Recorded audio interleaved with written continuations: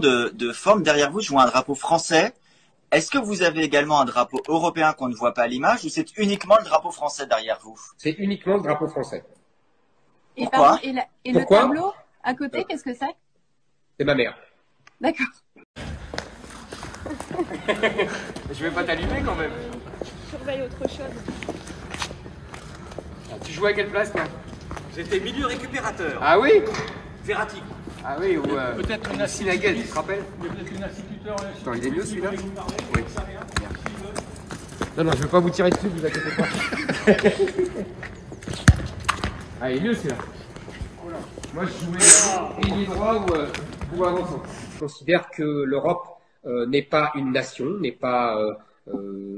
c'est une organisation internationale, c'est une alliance entre pays souverains qui délèguent éventuellement des compétences pour agir plus efficacement, mais je n'ai pas comme Emmanuel Macron comme but et comme stratégie de l'avènement des États-Unis d'Europe. Nous ne sommes pas le Wyoming ou le Texas, vous voyez, ou l'Arkansas. La France, c'est la France, c'est un État-nation millénaire et elles ne se font pas dans des États-Unis d'Europe comme le souhaite Emmanuel Macron. C'est un de nos désaccords fondamentaux, voyez-vous. Ah, je vois d'ailleurs Éric Zemmour qui sort à l'instant. De l'ambassade d'Auvergne. De l'ambassade d'Auvergne, il va prendre la parole, on l'écoute. Non, j'ai discuté avec Donald Trump pendant une demi-heure. On a évoqué nos campagnes respectives, les leçons qu'on en tirait. Je voudrais dire que, si vous voulez, ce que j'ai bien compris, c'est que, en dehors de nos divergences, nous avons une chose en commun. Monsieur Trump veut que les États-Unis d'Amérique restent les États-Unis d'Amérique. Et moi, je veux que la France reste la France. Moi, j'ai discuté avec lui, j'allais pas aller le rencontrer, je suis en campagne en France, mais ça me paraissait intéressant de confronter nos regards, nos expériences, d'avoir son regard sur la campagne présidentielle française. Et comme je l'ai dit, les destins respectifs de la France et des États-Unis pris dans la tourmente d'une même guerre de civilisation. Je pense que c'était intéressant de confronter cela. Voilà. Il m'a dit de rester moi-même, que les médias allaient me qualifier de brutal, mais que je devais être sincère.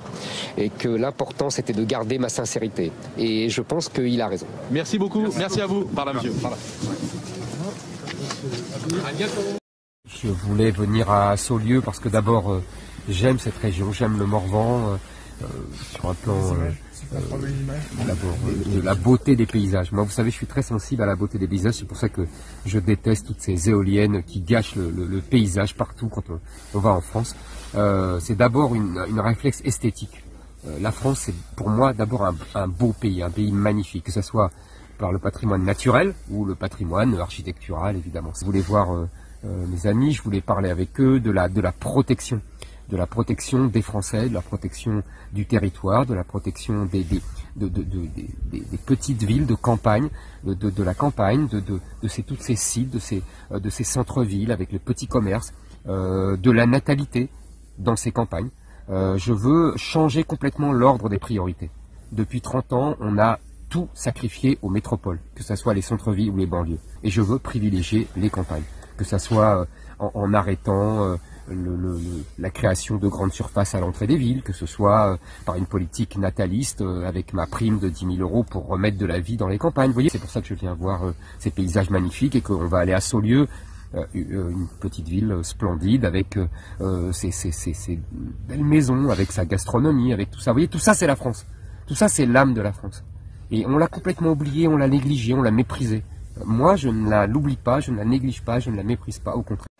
Mesdames et messieurs les journalistes, pour mes premiers et derniers vœux à la presse de candidat à l'élection présidentielle, j'aimerais vous dire quelques mots.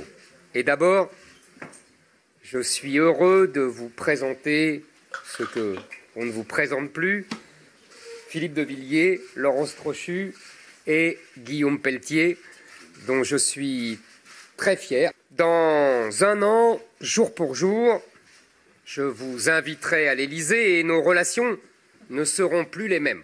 vous adresserez à moi avec respect, admiration, sollicitude et même un brin d'hypocrisie, comme vous le faites toujours avec les présidents de la République, et malgré le sens aigu que j'aurai de la gravité de mes très hautes fonctions, je vous répondrai avec une sympathie qui rompra de manière éclatante avec le style de mon prédécesseur, cet illustre emmerdeur, selon l'autoportrait qu'il dresse de lui-même et qui, reconnaissons-le, est d'une saisissante ressemblance.